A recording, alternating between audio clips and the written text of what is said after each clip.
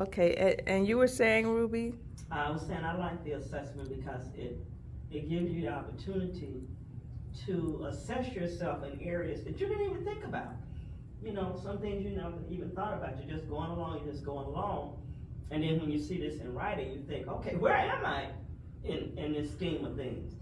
And you know, that description that you gave from the Sunday school lesson, it really is a good fit because sometimes I'm looking and I'm thinking, well, I never even thought about that.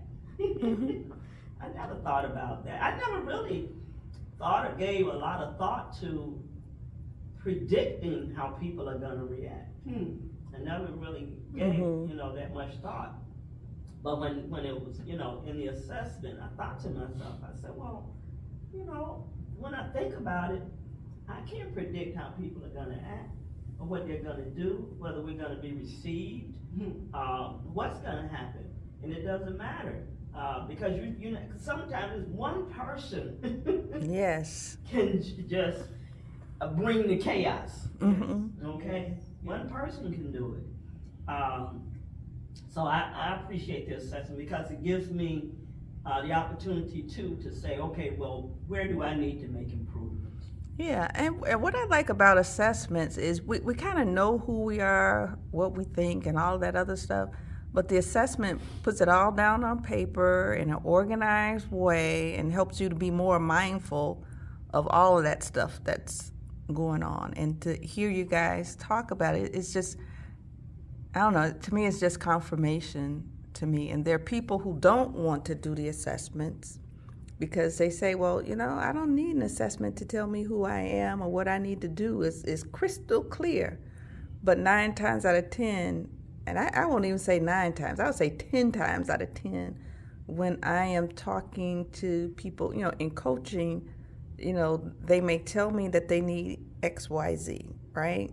And then we do these assessments and it shows, in some cases it may show they need the whole alphabet, right? That they never thought about, because we are such we're all narcissists, right? We all think about ourselves and what we know, and we think of that as the end all be all. But then when you have a chance to look at the stuff objectively, that's when I think really beautiful stuff can happen. The assessments also bring a certain amount of humility. Yeah. You have to be humble enough to look at this assessment, and then be honest enough to say, okay, these are some of my weak points. I'm strong here, but I could definitely use some improvement over here. Or like what Ms. Ruby was saying, wow, I never even thought of that before. But it takes a certain amount of humility. You have to be humble enough to look at it clearly and realize that there's still work that you can do on yourself. On yourself.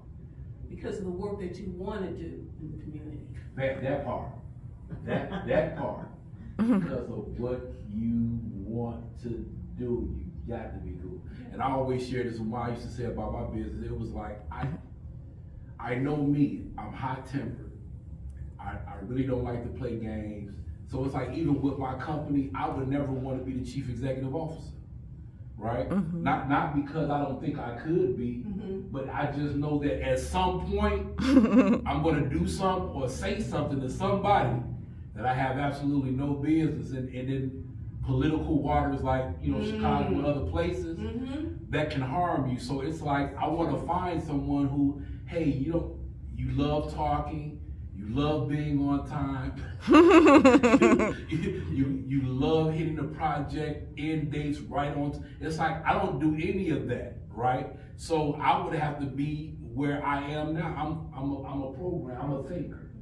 I like to come in, I like to figure out, the probability and then work out the abstract and the concrete. But it's like, I don't want to build it. Right. Yep. I don't want to build it. And I just think those things are good to know in terms of what this is helping me understand is as fly as you think you are, as adaptive as you you may be all of those things. But if you don't have a structured understanding of how you bring nothing into something, then that's not gonna help you.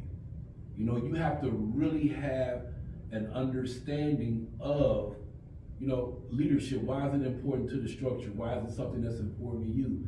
Why is it something that you're competent and capable in for the vision you have? It's like, I have a vision, but I understand that I can't sit at the head of it though, Right. because I would be a detriment.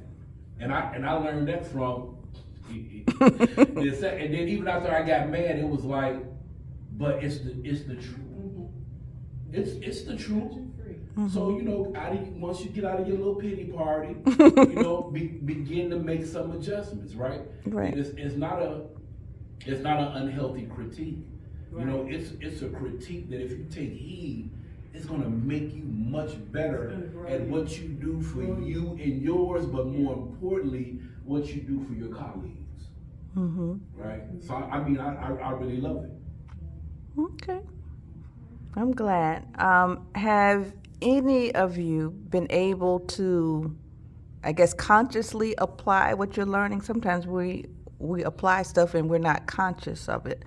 Do you feel, I mean, honestly, and I know it's been a short time since you've taken the assessment, but at this point, do you feel like you have been applying some of what you have observed in your assessment, in your work life? Does it make you more self-aware? Or is it too soon to tell? You know, I know you guys just did it, so sometimes it's too soon to tell. I mean, for me, it's working in the sense that, I mean, one, I love learning. Oh, wow.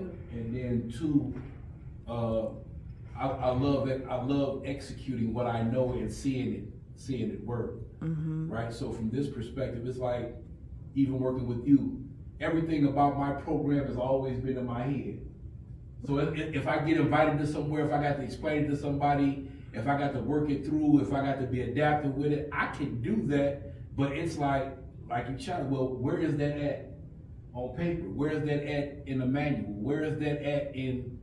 So what this has helped me do is took all those 10,000 pieces of paper, right?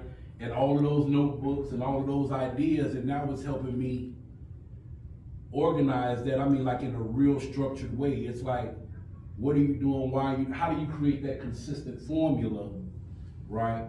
For executing your vision, right? And then the second part to that is,